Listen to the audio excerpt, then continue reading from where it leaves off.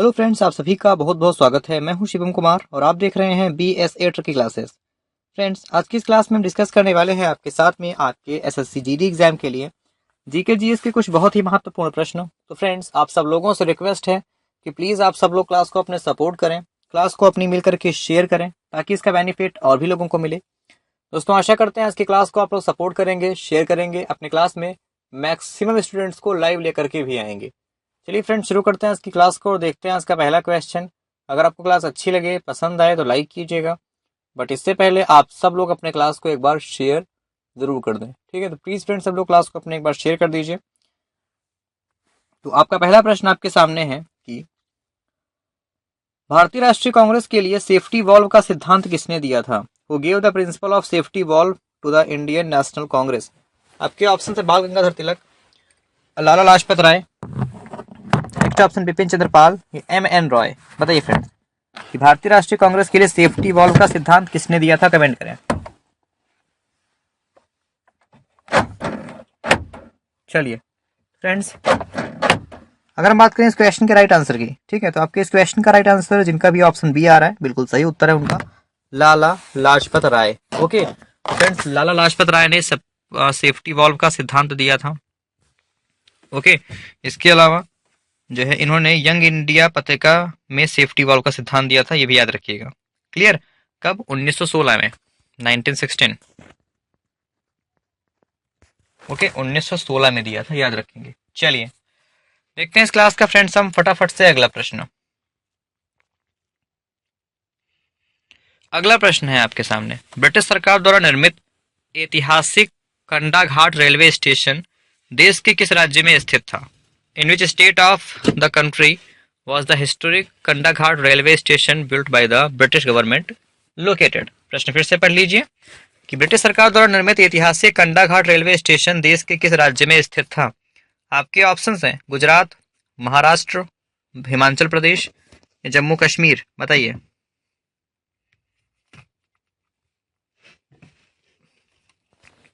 इस क्वेश्चन का right answer हो जाएगा हमारा ऑप्शन नंबर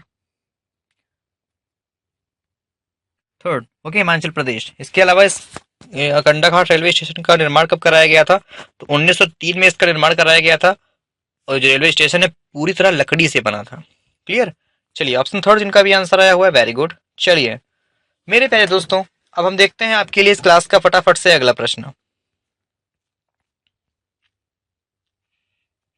अगला प्रश्न है आपके सामने, निम्नलिखित में से किसने वर्नाकुलर प्रेस अधिनियम को रद्द किया? बताइए।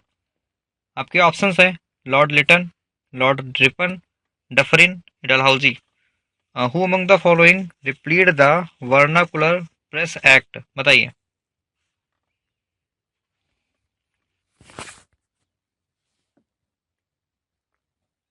इस क्वेश्चन का राइट आंसर ऑप्शन बी हो जाएगा, लॉर्ड रिपन।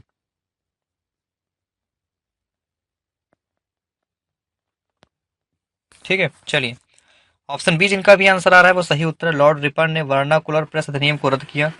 कब? 1818। देखिए इसको पेश कब किया गया था, पहले बात करते हैं। 1878 में इसको पेश किया गया था, ठीक है, और 14 मार्च 1878 को इसको पास किया गया था। ठीक है, बाद में लॉर्ड रिपन ने इसको रद्द कर दिया था। क्लियर? ऐसे में जिनका भी आंसर फ्रेंड्स ऑप्शन नंबर हमारा बी आया हुआ है वो आपका इस क्वेश्चन के लिए बिल्कुल सही आंसर हो जाएगा। क्लियर? चलिए देखते हैं इस क्लास का हम फटाफट से अगला प्रश्न।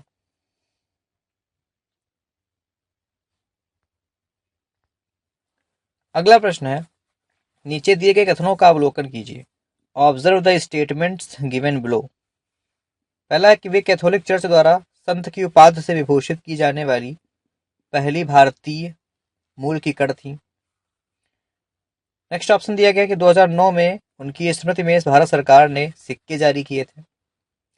फिर 16वीं सदी में गोसालो गार्सिया के बाद संत की उपाधि से विभूषित की जाने वाली दूसरी भारतीय महिला थी। अब बताइए ये कथन किसके संदर्भ में है? आपके ऑप्शंस हैं मदर टेरेसा, संत अल्फोंसा, संत पालिना या गेमा गलगिनी। कमेंट करें।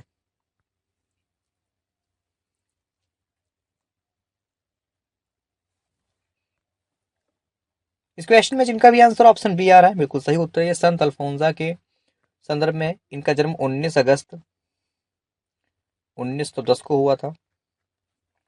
ओके, चलिए, और ये कैथोलिक चर्च द्वारा कैनोनिजाइज की जाने वाली पहली भारतीय महिला थी। ओके, ऑप्शन बी हमारा इस प्रश्न के लिए बिल्कुल सही उत्तर है। चलिए देखते हैं इस क्लास का फ्रेंड्स हम फटाफट से अगला प्रश्न।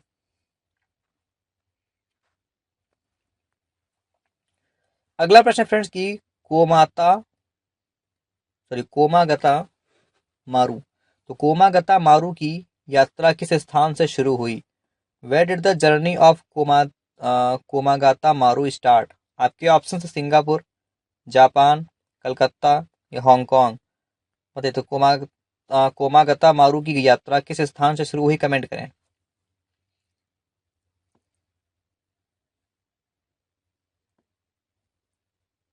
चलिए, इस क्वेश्चन का राइट आंसर ऑप्शन डी हो जाएगा, Hong Kong. Okay, Hong Kong. Option D जिनका भी आंसर आया बिल्कुल सही उत्तर है। अभी जो कोमागता मारू है, ये था कि ये एक जहाज था। ओके, और 1914 में ये एक दुर्घटनाग्रस्त हो गया था, जिसमें 376 भारतीय यात्री सवार थे। क्लियर? तो ऑप्शन डी जिनका भी आंसर आया हुआ है फ्रेंड्स इस क्वेश्चन में, वो हमारा इस क्वेश्चन के लिए बिल्कुल सही आंसर हो जाएगा। ठीक है, चलिए देखते हैं अगला प्रश्न।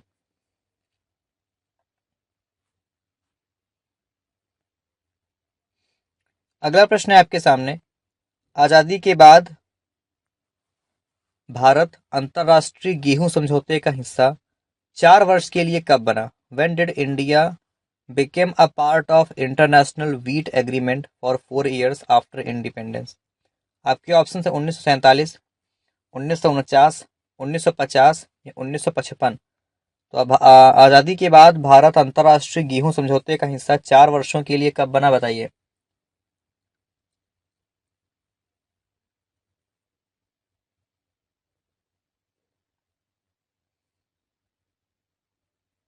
चलिए, इस क्वेश्चन का राइट आंसर हो जाएगा हमारा ऑप्शन नंबर बी, 1949।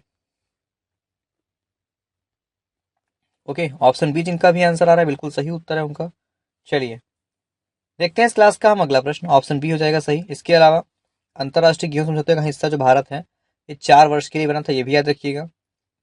ठीक है, कब? 1949 में। ओके, चलिए, बाद में ये जो इंटरनेशनल वीट एग्रीमेंट है, इसको इंटरनेशनल ग्रीन एग्रीमेंट से इसको 1995 में प्रतिस्थापित भी कर दिया गया था, यानी कि इसका नेम 1995 में चेंज कर दिया गया था। याद रखेंगे। क्लियर? चलिए देखते हैं इस क्लास का हम अगला प्रश्न।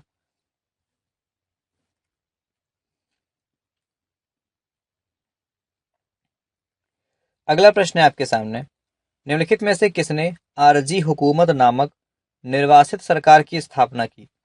Who among the following established the government in exile कार्ड आरजी हुकूमत? तो निम्नलिखित में से किसने आरजी हुकूमत नामक निर्वासित सरकार की स्थापना की? आपके ऑप्शन है रामदास गांधी, नेक्स्ट ऑप्शन समलदास गांधी, रामचंद्र गांधी या हरिलाल गांधी। बताइए।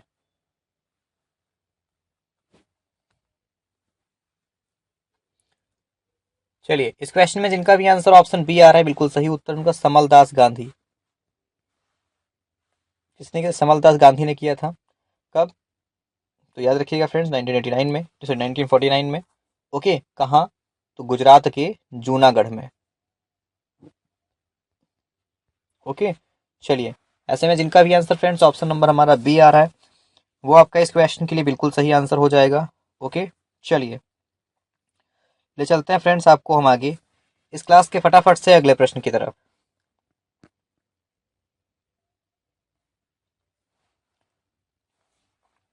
अगला प्रश्न है आपके सामने, भूतपूर्व भारतीय प्रधानमंत्री इंद्र कुमार गुजराल के द्वारा प्रतिपादित किए गए गुजराल सिद्धांत में कौन से आर्थिक बिंदु का समावेश था? आपसे पूछ सकता है कि इंद्र कुमार गुजराल जी द्वारा कौन से सिद्धांत का प्रतिपादन किया गया? तो गुजराल सिद्धांत का। याद रखिएगा। ओके, अब इनमें कौन से बिंदु का समावेश था ये आपको बताना है। पहला दिया गया है कि भारत दक्षिण एशिया को एक आर्थिक इकाई मानता है और बहुपक्षीय व्यापार में छूट का समर्थन करता है। नेक्स्ट ऑप्शन आपको दिया गया है, भारत ने इस सिद्धांत के द्वारा दक्षिण एशिया मुक्त व्यापार क्षेत्र बनाने का प्रस्ताव सुझाव दिया था।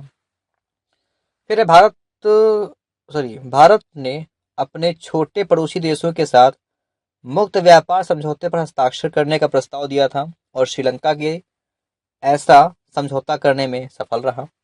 भारत ने अपनी पड़ोसी देश को एक पक्षीय छूट देने की पेशकश की। अब बताइए कि कौन से आर्थिक बिंदु का समावेश था गुजरात सिद्धांत में? कमेंट करें फटाफट से।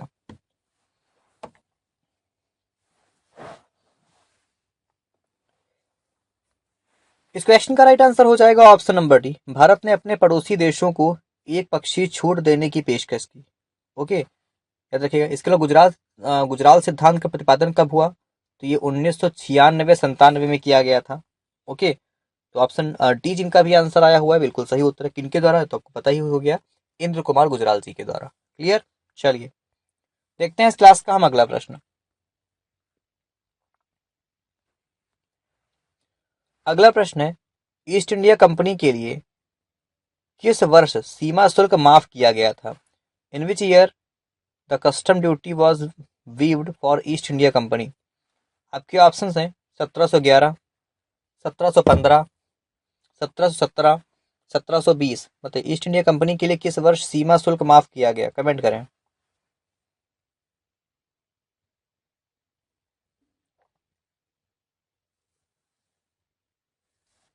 चलिए इस क्वेश्चन का राइट आंसर हो जाएगा ऑप्शन नंबर सी 1717। 1717 में ईस्ट इंडिया कंपनी के लिए सीमा शुल्क माफ किया गया था, याद रखिएगा। ओके, ऑप्शन सी जिनका भी आंसर आ रहा है बिल्कुल सही उत्तर है। सीमा शुल्क किए जाने के बाद जो ब्रिटिश इंडिया कंपनी थी, ठीक है, इसका भारत में एकाधिकार स्थापित हो गया था। ओके, तो ऐसे में जिनका भी आंसर ऑप्शन सी आ रहा है बिल्कुल सही उत्तर है उनका। चलिए देखते हैं इस क्लास का फ्रेंड्स हम फटाफट से अगला प्रश्न।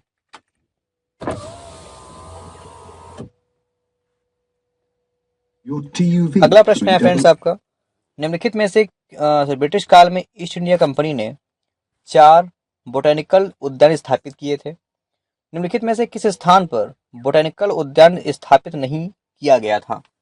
तो फ्रेंड्स बताइए, आपको बताना है कि ब्रिटिश ईस्ट इंडिया कंपनी में 4 बोटेनिकल उद्यान स्थापित किए गए थे। अब इनमें से किस स्थान पर बोटेनिकल उद्यान स्थापित नहीं किया गया था ये आपको बताना है। चलिए कमेंट करें फ्रेंड्स। आपके ऑप्शन है लखनऊ, पूना, शिवपुर या मद्रास। कमेंट करें।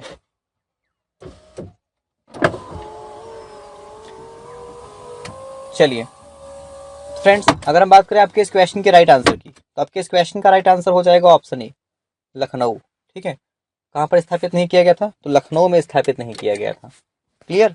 ऑप्शन ए हमारा इस क्वेश्चन के लिए बिल्कुल सही आंसर हो जाएगा। देखते हैं अगला प्रश्न।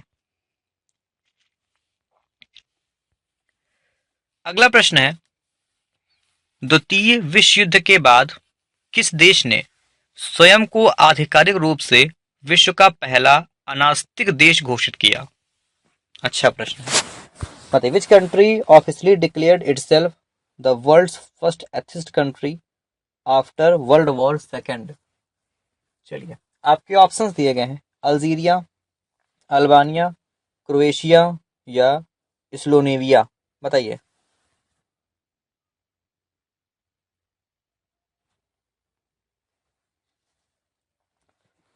इस क्वेश्चन में जिनका भी आंसर ऑप्शन बी आ रहा है बिल्कुल सही उत्तर है उनका, अल्बानिया। कौन सा देश? अल्बानिया। ओके, अल्बानिया ने स्वयं को जो है नास्तिक देश घोषित किया था। अगर हम बात करें इसके क्षेत्रफल की अल्बानिया की, तो 28,748 वर्ग किलोमीटर इसका क्षेत्रफल है। ओके, लगभग 30 लाख से अधिक इसकी जनसंख्या है। ओके, चलिए ऐसे में जिनका भी आंसर फ्रेंड्स ऑप्शन बी आया हुआ है वो हमारा इस प्रश्न के लिए बिल्कुल सही उत्तर हो जाएगा। देखते हैं अगला प्रश्न।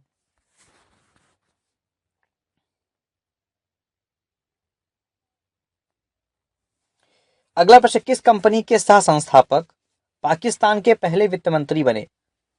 बताइए, the co founder of which company became the first finance minister of Pakistan?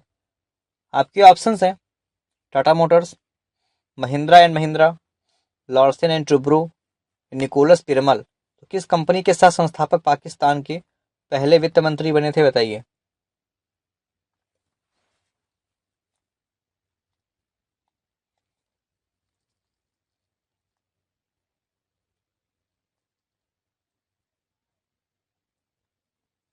चलिए option B Mahindra and Mahindra.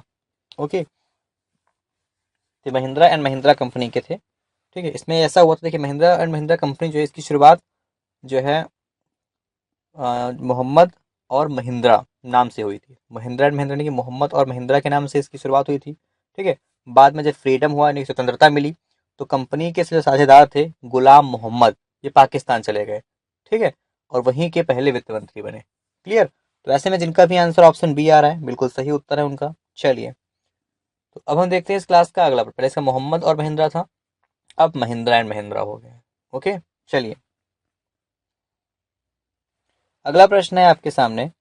Bharat में मिग श्रृंखला के विमान किस देश से आए हैं? बताइए, from which country have MiG series aircraft came to India? आपके ऑप्शन है रूस, अमेरिका, ब्रिटेन या फ्रांस। आसान प्रश्न है। भारत में जो मिग सीरीज के जो एयरक्राफ्ट हैं ये किस देश से आए थे, कमेंट करें।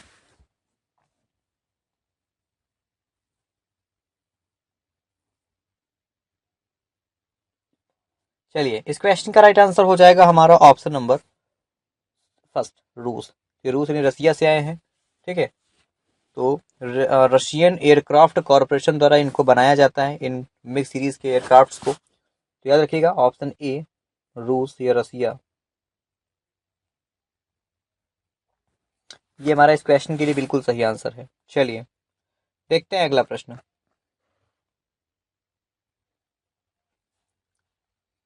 अगला प्रश्न है, सी राजगोपालाचारी द्वारा प्रतिपादित किए गए सी आर फॉर्मूला के संबंध में निम्नलिखित में से कौन सा कथन सही नहीं है? बताइए, सी आर फॉर्मूले के संबंध में कौन सा कथन हमारा सही नहीं है, बताएं।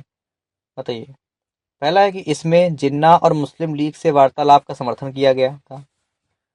इसमें मुस्लिम को अलग राज्य देने के लिए जनमत संग्रह की सिफारिश की गई थी। यह 1944 की जिन्ना गांधी वार्तालाप का आधार बना। ये उपरोक्त सभी सही हैं। चलिए बताइए, सी आर फॉर्मूले के संबंध में कौन सा कथन इसमें सही नहीं है, कमेंट करें।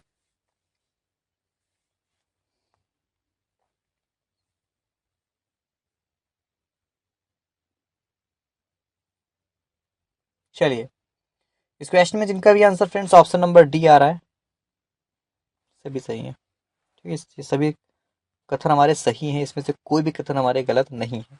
क्लियर साथियों, ऑप्शन डी हमारा इस प्रश्न के लिए बिल्कुल सही आंसर है। चलिए देखते हैं इस क्लास का हम फटाफट से अगला प्रश्न।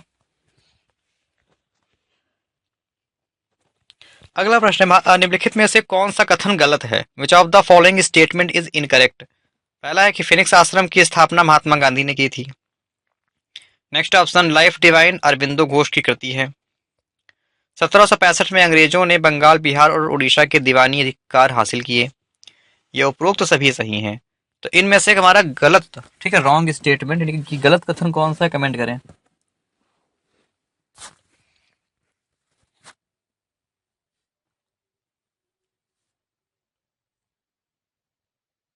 चलिए, इस क्वेश्चन का राइट आंसर अगर आप चुने फ्रेंड्स ऑप्शन नंबर डी, उपरोक्त सभी सही हैं।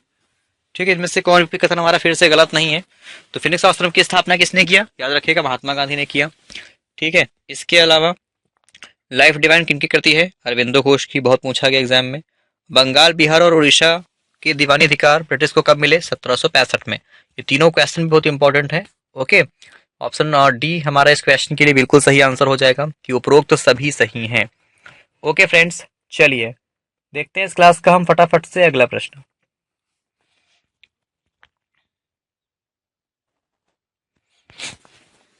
अगला प्रश्न, दादा साहब फाल्के पुरस्कार प्राप्त करने वाले पहले व्यक्ति कौन थे? Who was the first person to receive the Dada Saheb Phalke award? आपके ऑप्शन है पृथ्वीराज कपूर, नेक्स्ट ऑप्शन राज कपूर, देविका रानी या गुरु दत्त। बताएं, दादा साहब फाल्के पुरस्कार प्राप्त करने वाले पहले व्यक्ति कौन थे?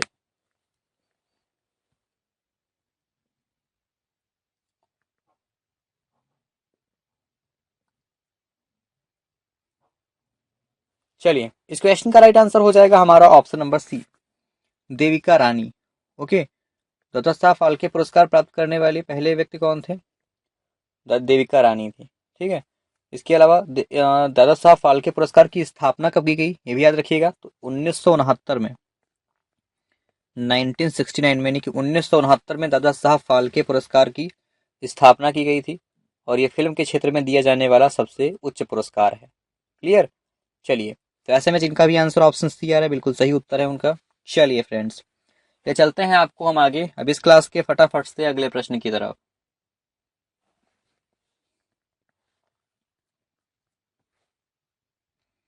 अगला प्रश्न है आपके सामने।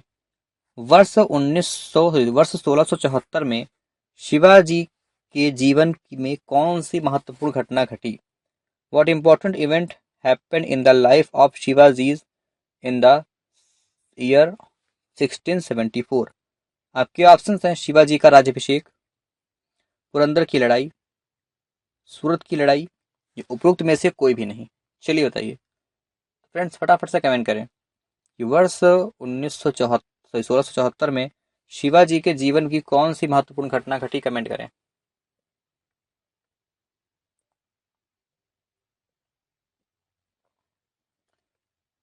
चलिए, आपके इस क्वेश्चन में जिनका भी आंसर ऑप्शन ए आ रहा है सही उत्तर है शिवाजी का राज्यभिषेक। Clear, option A. Okay friends, तो ऑप्शन ए हमारा इस क्वेश्चन के लिए बिल्कुल सही आंसर हो जाएगा। शिवाजी का राज्यभिषेक कब हुआ था? 1674 में। ठीक है, शिवाजी का जन्म कब हुआ था? तो 6 अप्रैल 1627 को, 6 अप्रैल 1627 को इनका जन्म हुआ था। ठीक है, और 1974 को इनका राज्यभिषेक हुआ। ओके, चलिए ले चलते हैं फ्रेंड्स आपको हम आगे इस क्लास के अगले प्रश्न की तरफ।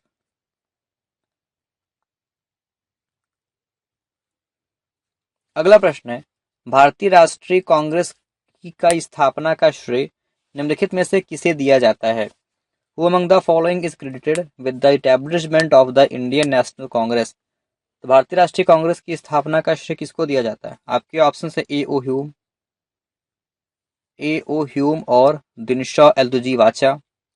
नेक्स्ट ऑप्शन दादा भाई नौरोजी, ए ओ ह्यूम और दिनशा एलदुजी वाचा, या उपरोक्त में से कोई भी नहीं। बताइए कि भारतीय कांग्रेस की स्थापना का श्रेय किसको दिया जाता है, कमेंट करें।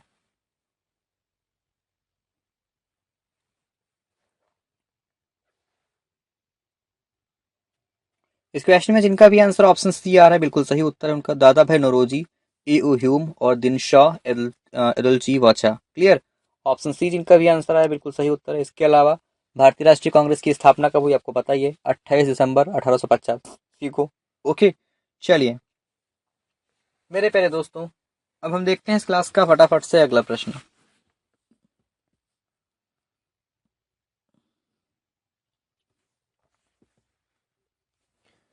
अगला प्रश्न आपको दिया गया है, पहले गोलमेज सम्मेलन के दौरान भारत के वायसराय कौन थे? Who was the viceroy of India during the first round table conference?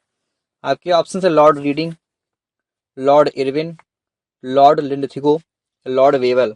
बताइए कि पहले गोलमेज सम्मेलन के दौरान भारत के वायसराय का नाम क्या था?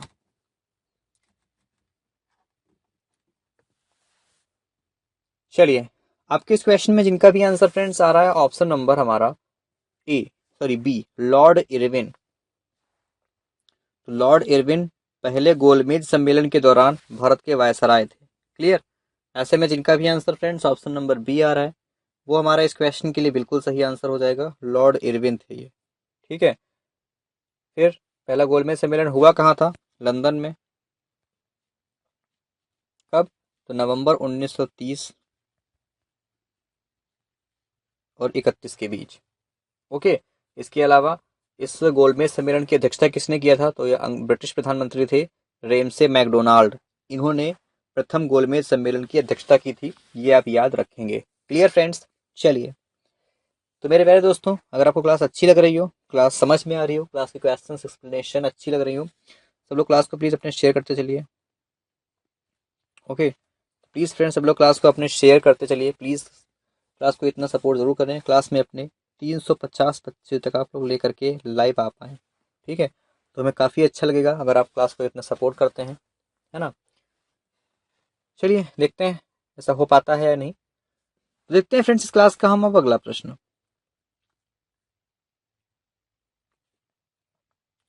अगला प्रश्न है आपके सामने, सदर दीवानी अदालत की स्थापना निम्नलिखित में से किसने की थी? Who among the following established the सदर दीवानी अदालत? आपके ऑप्शंस हैं Warren Hastings, Cornwallis, John McPherson, Wellesley. चलिए बताइए कि सदर दीवानी अदालत, तो सदर दीवानी अदालत की स्थापना किसने किया, बताइए।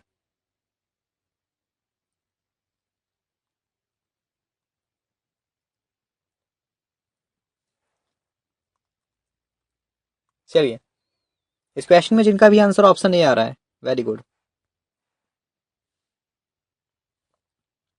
Warren Hastings. ठीक है, तो फ्रेंड्स सदर दीवानी अदालत की स्थापना वॉरेन हेस्टिंग्स ने किया था। क्लियर। ऐसे में जिनका भी answer friends option number A आ रहा है, वो हमारा इस क्वेश्चन के लिए बिल्कुल सही आंसर हो जाएगा। ओके, चलिए, तो फ्रेंड्स ऑप्शन ए हमारा इस प्रश्न में बिल्कुल सही उत्तर है। देखते हैं इस क्लास का हम फ्रेंड्स फटाफट से अगला प्रश्न।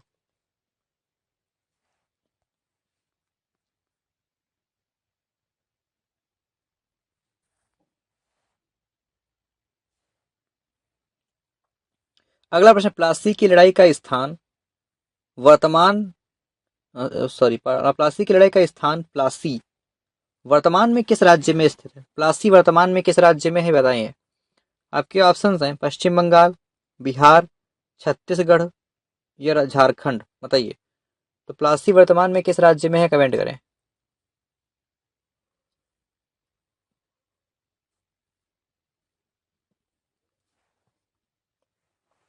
इस क्वेश्चन का राइट आंसर हो जाएगा ऑप्शन नंबर ए, पश्चिम बंगाल।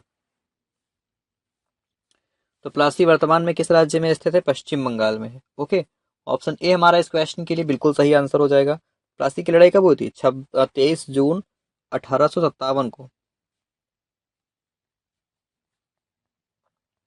किसके मध्य, तो ब्रिटिश ईस्ट इंडिया कंपनी और बंगाल के नवाब के बीच में। ओके, उस समय बंगाल के नवाब कौन थे, सिराजुद्दौला, जिनकी हार हुई थी। ओके, चलिए, देखते हैं इस क्लास का फ्रेंड्स हम फटाफट से अगला प्रश्न।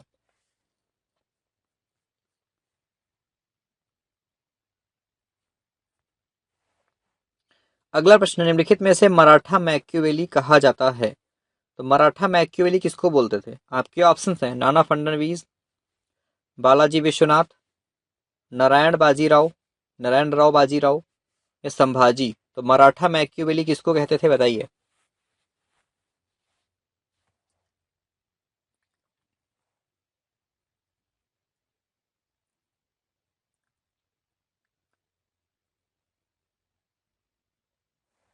चलिए, इस क्वेश्चन का राइट आंसर हो जाएगा ऑप्शन ए, नाना फडणवीस। याद रखेंगे फ्रेंड्स, नाना फडणवीस को मराठा मैक्यूवेली के नाम से जानते हैं। ओके, जिनका भी आंसर फ्रेंड्स ऑप्शन नंबर हमारा ए आ रहा है, वो आपका इस क्वेश्चन के लिए बिल्कुल सही आंसर हो जाएगा। ओके, चलिए, ले चलते हैं आपको हम आगे इस क्लास के फटाफट से अगले प्रश्न की तरफ।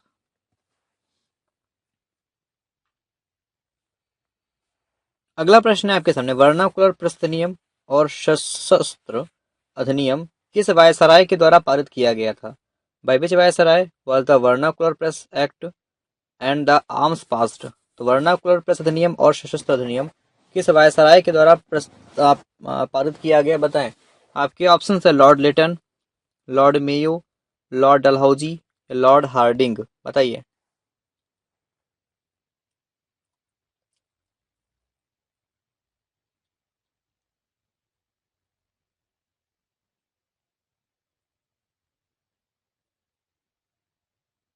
चलिए, इस क्वेश्चन का राइट आंसर हो जाएगा हमारा option number A, Lord Lytton. Clear, option A तो लॉर्ड लिटन के द्वारा। ऑप्शन ए जिनका भी आंसर आ रहा है, वो हमारा इस क्वेश्चन के लिए बिल्कुल सही आंसर हो जाएगा। क्लियर, चलिए, देखते हैं इस क्लास का फ्रेंड्स हम फटाफट से अगला प्रश्न। लॉर्ड लिटन जो है कब वायसराय थे, देखिए ये 1876 से 80 तक भारत के वायसराय रहे थे। ठीक है, और इन्हीं के शासनकाल में जो है प्रेस अधिनियम और सशस्त्र अधिनियम पारित हुआ था। क्लियर, ऑप्शन ए हमारा इस क्वेश्चन में फ्रेंड्स ये बिल्कुल सही उत्तर है। चलिए, देखते हैं इस क्लास का अगला प्रश्न।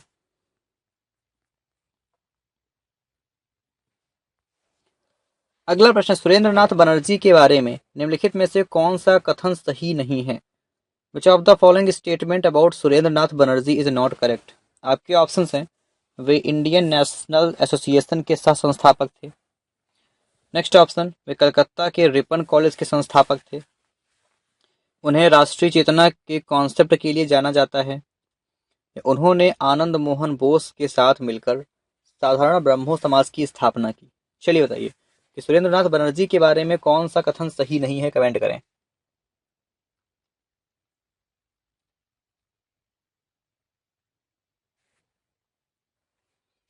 चलिए, इस क्वेश्चन का राइट आंसर हो जाएगा ऑप्शन नंबर डी। उन्होंने आनंद मोहन बोस के साथ मिलकर साधारण ब्रह्मो समाज की स्थापना की। He along with Anand Mohan Bose founded the ordinary Brahmo Samaj. Clear. Option D जिनका भी आंसर आया हुआ है वो आपका इस क्वेश्चन के लिए बिल्कुल सही आंसर हो जाएगा। ओके, चलिए देखते हैं इस क्लास का फ्रेंड्स हम फटाफट से अगला प्रश्न।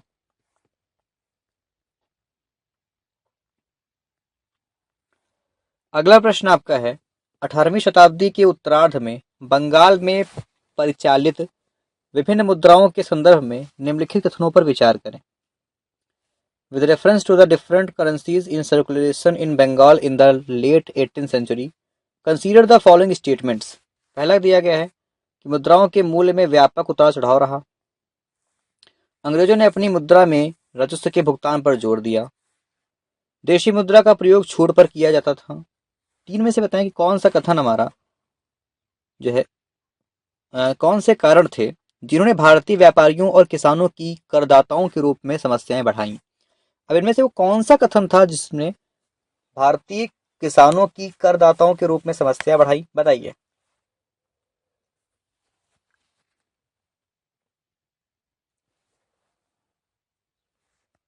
ऑप्शन डी केवल तीन। कौन सा कथन था केवल? कि देश की मुद्रा का प्रयोग छूट पर किया जाता था। क्लियर।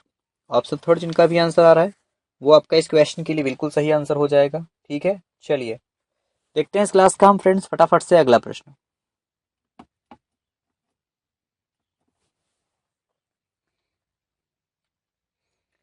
अगला प्रश्न है आपके सामने, निम्नलिखित में से कौन भारत का पहला पुर्तगाली वायसराय था? Who among the following was the first Portuguese viceroy in India? आपके ऑप्शन है Vasco da Gama, Diaz, Francisco de Almeida या अल्बुकर्क। तो इनमें से कौन भारत का पहला पुर्तगाली वायसराय था, बताइए।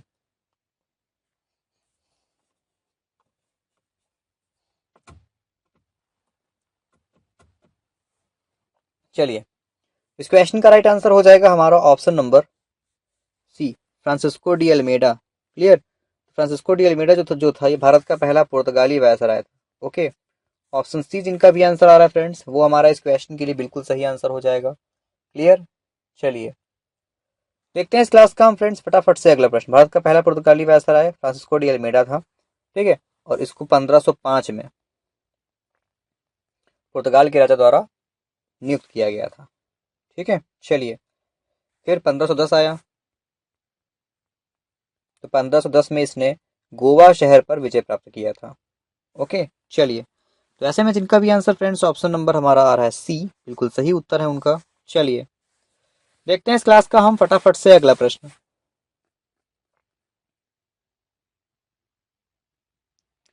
अगला प्रश्न है, ईस्ट इंडिया कंपनी ने पुर्तगाली से बॉम्बे का अधिग्रहण किस वर्ष किया था? In which year did the East India Company take over the Bombay from the Portuguese? आपके ऑप्शन हैं 1663, 1668, 1670, 1679। तो ईस्ट इंडिया कंपनी ने पुर्तगालियों से बॉम्बे का अधिग्रहण किस वर्ष किया, बताइए।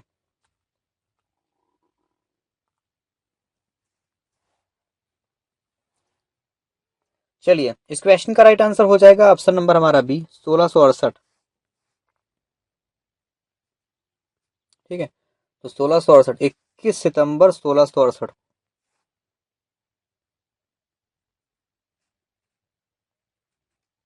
कब?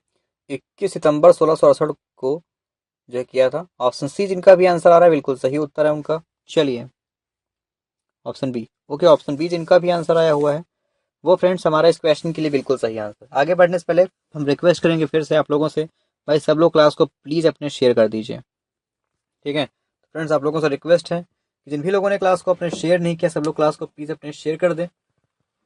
ओके, चलिए देखते हैं इस क्लास का फ्रेंड्स हम फटाफट से अगला प्रश्न।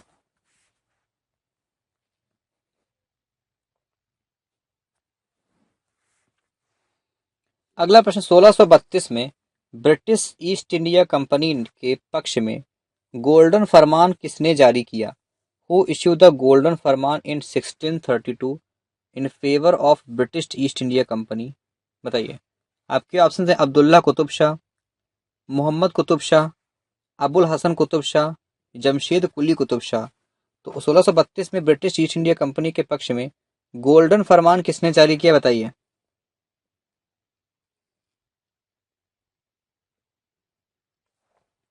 चलिए, इस क्वेश्चन में जिनका भी answer friends option number A आ रहा है, Abdullah Qutb Shah. Okay, option A जिनका भी आंसर आ रहा है बिल्कुल सही उत्तर है उनका, अब्दुल्ला कुतुब शाह। ओके, तो ऑप्शन ए जिनका भी आंसर फ्रेंड्स आया हुआ है बिल्कुल सही उत्तर है उनका। कब जारी किया गया था, 1632 में, याद रखिएगा। चलिए देखते हैं इस क्लास का हम फ्रेंड्स फटाफट से अगला प्रश्न।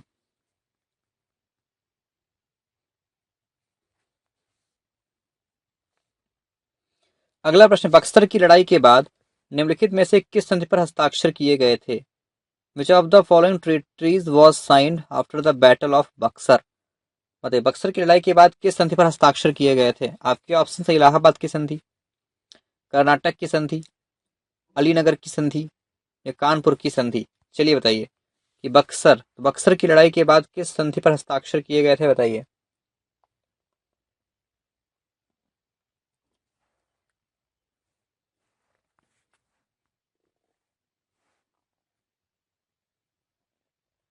चलिए, इस क्वेश्चन का राइट आंसर हो जाएगा ऑप्शन नंबर ए, इलाहाबाद की संधि। क्लियर, ऑप्शन ए,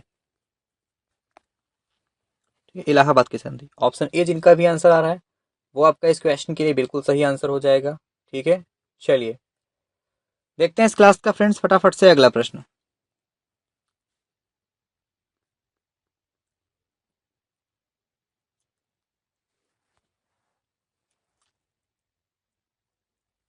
अगला प्रश्न है, निम्नलिखित में से किस युद्ध में रॉबर्ट क्लाइव युद्ध बंदियों में से एक था? In which of the following battles was Robert Clive one of the prisoners of war? तो इनमें से किस युद्ध में रॉबर्ट क्लाइव युद्ध बंदियों में से एक था, बताए। आपके ऑप्शन है प्रथम कर्नाटक युद्ध, दूसरा कर्नाटक युद्ध, तीसरा कर्नाटक युद्ध, या 7 साल का युद्ध, बताइए।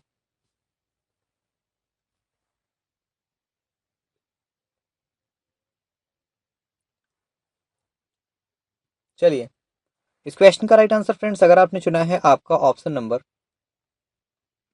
फर्स्ट, प्रथम कर्नाटक युद्ध। क्लियर, तो ऑप्शन ए जिनका भी आंसर आया हुआ है वो हमारा इस क्वेश्चन के लिए बिल्कुल सही आंसर हो जाएगा, प्रथम कर्नाटक युद्ध। ओके, चलिए, प्रथम कर्नाटक युद्ध में मद्रास एक फ्रांसीसी हमले के कारण अंग्रेजों ने आत्मसमर्पण कर दिया था इसमें। ओके, इसमें ब्रिटिश नेतृत्व को जो कर रहे थे उनको बंदी बनाकर पौंडीचेरी जेल भेजा गया था। क्लियर, ऑप्शन ए जिनका भी आंसर आया हुआ है फ्रेंड्स, वेरी गुड। चलिए देखते हैं अगला प्रश्न। अगला प्रश्न है कि वॉरेन से लॉर्ड हेस्टिंग्स के न्यायिक सुधार के बारे में निम्नलिखित में से कौन सा सही है? Which of the following is और correct about the judicial reforms of Lord Hastings? तो लॉर्ड हेस्टिंग्स के न्यायिक सुधार के संबंध में कौन से सही है, बताइए। आपके ऑप्शन है प्रत्येक थानों में मुंसिफों की नियुक्ति की जाती थी। नेक्स्ट ऑप्शन, वर्ष 1821 में मुंसिफों को 150 रुपए तक मामलों की कोशिश करने की अनुमति दी जाती थी। 1818 में मजिस्ट्रेटों को 2 साल तक के श्रम के साथ कारावास की सजा देने का अधिकार दिया गया था। अच्छा प्रश्न है, तो लॉर्ड हेस्टिंग्स की न्यायिक सुधार के बारे में कौन सा कथन इनमें से सही है, कमेंट करें। केवल एक यानी कि एक और तीन, तीन, एक, दो और तीन, बताइए।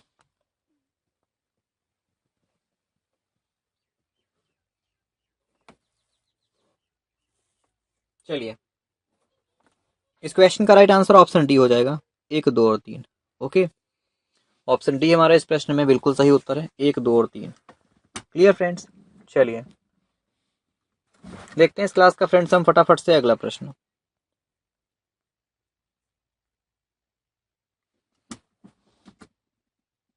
अगला प्रश्न है आपके सामने, निम्नलिखित में से कौन सर्वोच्च न्यायालय के न्यायाधीश थे जिसे 1773 के रेगुलेटिंग एक्ट द्वारा स्थापित किया गया था? आपके ऑप्शन हैं sir Elijah Impey, Stephen Caesar Lemaistre, Lord Chambers, Justice Hyde. चलिए बताइए, 1773 के रेगुलेटिंग एक्ट द्वारा किसको स्थापित किया गया था, वो कौन थे न्यायाधीश थे, कौन कौन से न्यायाधीश थे, बताएं।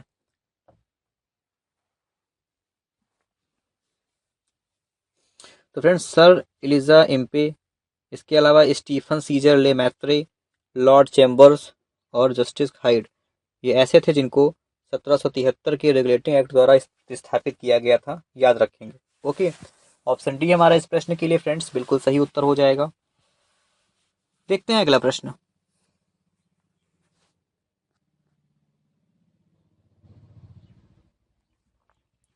अगला प्रश्न, फॉक्स इंडिया बिल की निम्नलिखित में से कौन सी सिफारिशें सही हैं? Which of the following recommendations of Fox India bill is are correct? तो फॉक्स इंडिया बिल की कौन सी सिफारिशें सही हैं, बताइए। आपके ऑप्शन है कोर्ट ऑफ डायरेक्टर्स और कोर्ट ऑफ प्रोप्राइटर्स का उन्मूलन, 7 आयुक्त या निदेशक प्रशासक और राजस्व को ध्यान रखेंगे, राजस्व का ध्यान रखेंगे, कंपनी की सेवा में सभी व्यक्तियों की बर्खास्तगी के बाद व्यक्तियों को क्राउन द्वारा भरा जाना था। तो इनमें से कौन सा विकल्प सही है, बताइए। केवल एक और दो, एक और तीन, एक, दो और तीन, चलिए बताइए।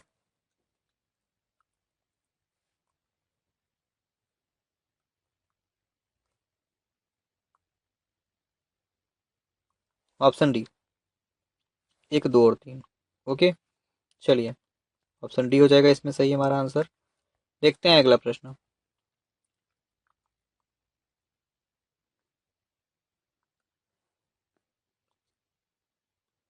अगला प्रश्न है, 1857 के विद्रोह के दौरान निम्नलिखित में से किसे एक जमींदार मित्र ने धोखा दिया और सोते समय अंग्रेजों ने पकड़ लिया और मार डाला?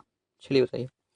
तो 1857 के विद्रोह के दौरान किसे एक जमींदार मित्र ने धोखा दिया, जिसको सोते समय अंग्रेजों ने पकड़ लिया और मार डाला? आपके ऑप्शन है नाना साहब, तात्या तोपे, खान बहादुर खान या कुंवर सिंह, बताइए।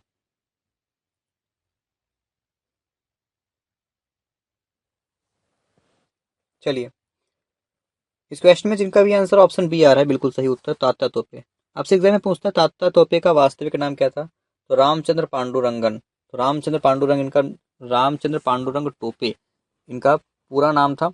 ठीक है, ये नाना साहब के करीबी थे और कानपुर में विद्रोह का नेतृत्व कर रहे थे। ओके, चलिए ऑप्शन नंबर बी जिनका भी आंसर आ रहा है बिल्कुल सही उत्तर है उनका। ओके, चलिए मेरे प्यारे दोस्तों, ले चलते हैं आपको हम आगे इस क्लास के अगले प्रश्न की तरफ। अगला प्रश्न, निम्नलिखित में से किस मुगल सम्राट ने 1857 के विद्रोह में भारत के सम्राट की घोषणा की?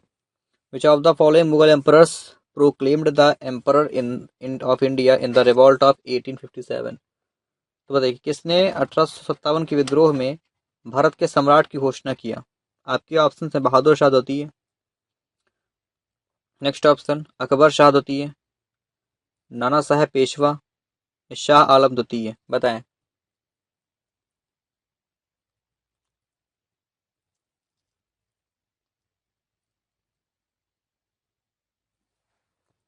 चलिए, इस क्वेश्चन में जिनका भी आंसर ऑप्शन ए आ रहा है बहादुर शाह द्वितीय। ओके, ऑप्शन ए जिनका भी आंसर आ रहा है फ्रेंड्स वो हमारा इस क्वेश्चन के लिए बिल्कुल सही आंसर हो जाएगा। ओके, चलिए बहादुर शाह द्वितीय थे। ऑप्शन ए जिनका भी आंसर आ रहा है वो हमारा इस क्वेश्चन के लिए बिल्कुल सही आंसर हो जाएगा। ठीक है, चलिए तो चलते हैं फ्रेंड्स आपको हम आगे इस क्लास के फटाफट से अगले प्रश्न की तरफ।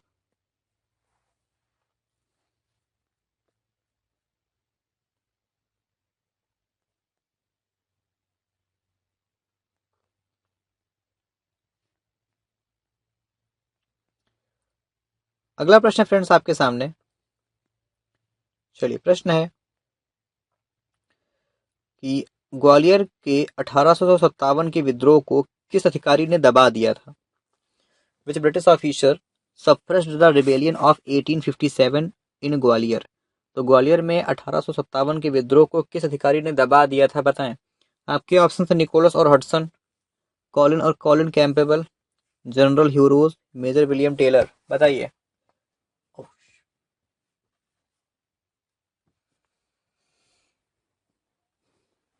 इस क्वेश्चन के लिए राइट आंसर अगर आप चुने हैं option number C, General Hugh Rose. Clear, Gwalior में 1857 के विद्रोह को जनरल ह्यूरोज ने दबा दिया था। ओके, ऑप्शन सी जिनका भी आंसर आ रहा है वो हमारा इस क्वेश्चन के लिए बिल्कुल सही आंसर हो जाएगा। ओके, चलिए ले चलते हैं फ्रेंड्स आपको हम आगे अगले प्रश्न की तरफ। ठीक है। देखिए 1857 के विद्रोह में झांसी की रानी लक्ष्मीबाई और तात्या तोपे ने ग्वालियर के किले पर कब्जा कर लिया था। ठीक है।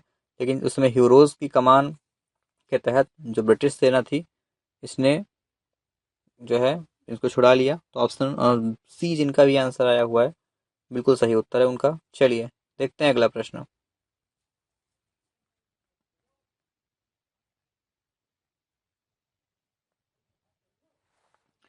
अगला प्रश्न है, फैजाबाद में 1857 के विद्रोह का नेतृत्व किसने किया? Who led the rebellion of 1857 in Faizabad?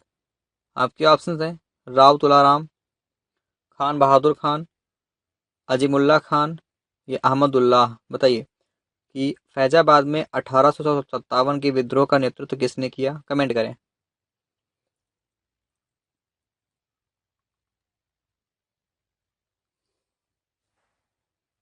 इस क्वेश्चन का राइट आंसर हो जाएगा option D, Ahmadullah. Okay, option D clear friends, option D हमारा इस क्वेश्चन के लिए बिल्कुल सही आंसर हो जाएगा। ओके फ्रेंड्स, चलिए ले चलते हैं आपको हम आगे इस क्लास के फटाफट से अगले प्रश्न की तरफ।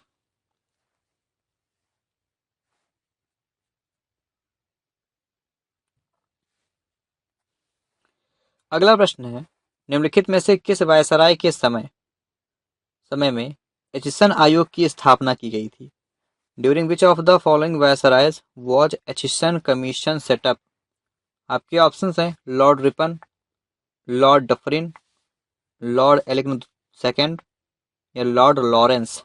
चलिए बताइए कि किस वायसराय के समय में एचिसन एचिसन आयोग की स्थापना की गई? कमेंट करें।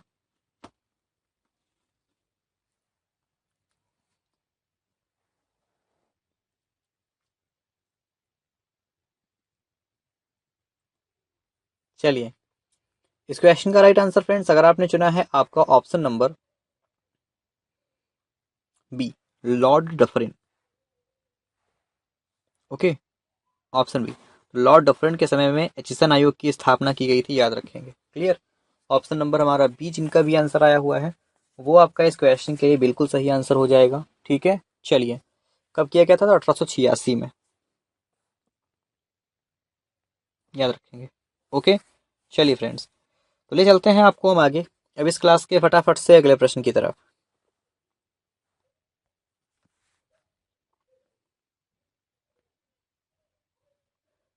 अगला प्रश्न, निम्नलिखित में से कौन सी घटना लॉर्ड मिंटो द्वितीय के समय में हुई थी?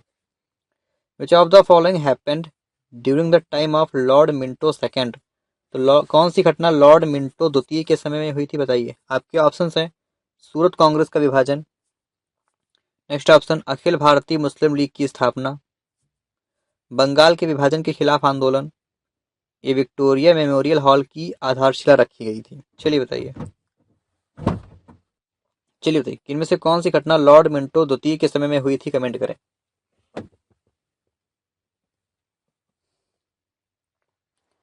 इस क्वेश्चन का right answer friends option number हो जाएगा हमारा ऑप्शन बी,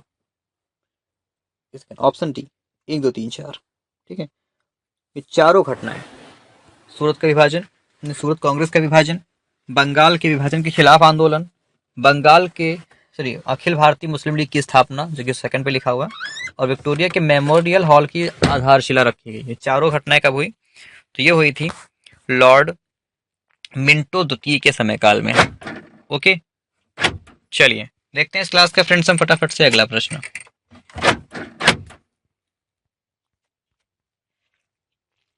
अगला प्रश्न है, भारत में निर्विवाद और सर्वोपरि शक्ति के रूप में इंग्लैंड का ताज आगे रखा गया था। बताइए।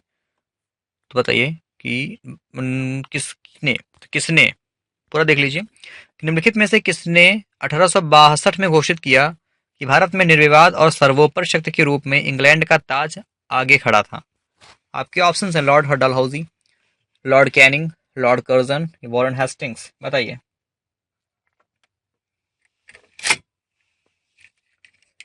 इस क्वेश्चन में फ्रेंड्स जिनका भी आंसर आ रहा है हमारा option number B, Lord Canning. किसने घोषित किया था 1862 में?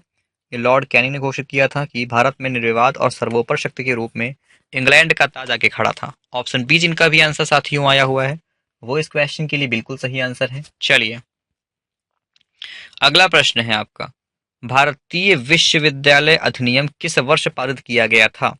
इन which year the Indian universities act was passed? बताइए, भारतीय विश्वविद्यालय अधिनियम किस वर्ष पारित किया गया था, बताना है आपको। आपके ऑप्शंस दिए गए हैं 1899, 1902, 1904 या 1907। चलिए बताइए, भारतीय विश्वविद्यालय अधिनियम किस वर्ष पारित किया गया था, कमेंट करें।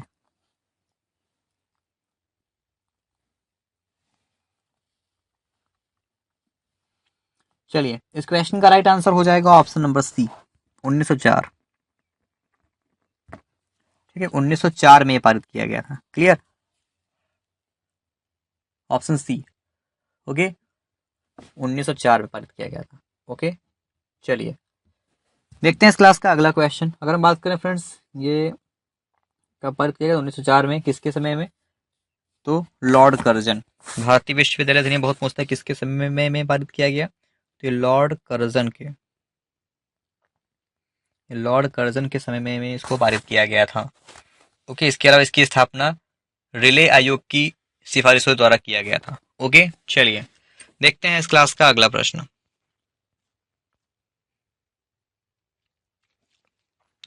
अगला प्रश्न है आपके सामने, लॉर्ड हार्डिंग द्वितीय के वायसरायशिप के दौरान निम्नलिखित में से कौन सी घटना हुई थी? बताइए, which of the following events took place during the viceroyalty of Lord Hardinge second? Lord Hardinge द्वितीय के वायसरायशिप के दौरान कौन सी घटना हुई थी, बताना है आपको। आपके ऑप्शन है दिल्ली भारत की राजधानी बनी। नेक्स्ट ऑप्शन, कोमागाटा मारू की घटना हुई। बिहार और उड़ीसा डिवीजन को बंगाल प्रेसिडेंसी से अलग कर दिया गया। गोपाल कृष्ण गोखले की मृत्यु हुई। अब इनमें से बताइए कि कौन सी घटना लॉर्ड हार्डिंग द्वितीय के वायसरायशिप के दौरान हुई थी, कमेंट करें। इस क्वेश्चन का राइट आंसर ऑप्शन डी होगा, चारों घटनाएं हुई थी। Okay, option D, 1 2 3 4। Clear, option D जिनका भी आंसर आ रहा है फ्रेंड्स, वो हमारा इस प्रश्न के लिए बिल्कुल सही आंसर हो जाएगा। क्लियर, चलिए देखते हैं इस क्लास का फ्रेंड्स हम फटाफट से अगला प्रश्न।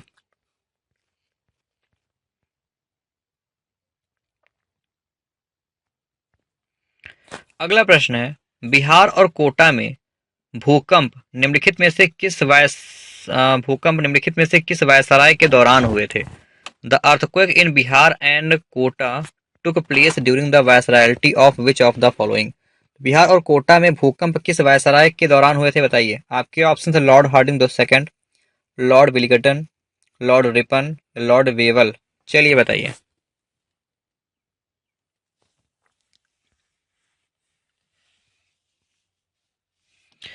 चलिए, इस क्वेश्चन में right answer friends option B होगा, लॉर्ड विलिंगटन। ठीक है, तो बिहार और कोटा में जो भूकंप आया था ये 1934 में आया था, और उस समय किसका शासन था? तो लॉर्ड विलिंगटन के समय के दौरान। ओके, तो अगर आप फ्रेंड्स अपना आंसर ऑप्शन नंबर बी चुन रहे हैं तो ये आपका इस क्वेश्चन के लिए बिल्कुल सही आंसर हो जाएगा। ठीक है, चलिए डियर फ्रेंड्स, ले चलते हैं आपको हम आगे इस क्लास के फटाफट से अगले प्रश्न की तरफ।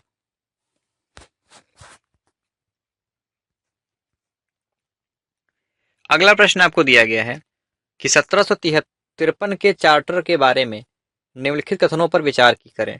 Consider the following statements regarding the charter of 1753। 1773 के चार्टर के बारे में कौन से कथन आपको सही है, बताना है आपको। पहला है कि इसने भारत के बाद गवर्नर जनरल के पद के लिए प्रावधान किया। नेक्स्ट ऑप्शन, इसने मेयर्स कोर्ट को फिर से स्थापित किया। अब बताइए 1773 के चार्टर के बारे में कौन से कथन सही है? केवल एक, तो अब केवल दो, ये दोनों एक और दो, ना तो एक और ना ही दो, बताइए। तो 1853 के चार्टर के बारे में केवल दूसरा कथन सही है कि इसने मेयर्स कोर्ट को फिर से स्थापित किया। ठीक है, पहला कथन गलत है क्योंकि 1773 के जो चार्टर एक्ट है इसने भारत के गवर्नर जनरल पद के लिए प्रावधान किया था। ठीक है, तो एक सेकेंड, चलिए, तो पहला ही कथन गलत है। ठीक है, इसने पद नहीं, यानी कि गवर्नर जनरल पद के लिए प्रावधान नहीं किया था। ओके, चलिए ऑप्शन सेकंड सही हो जाएगा, केवल बी। चलिए फ्रेंड्स,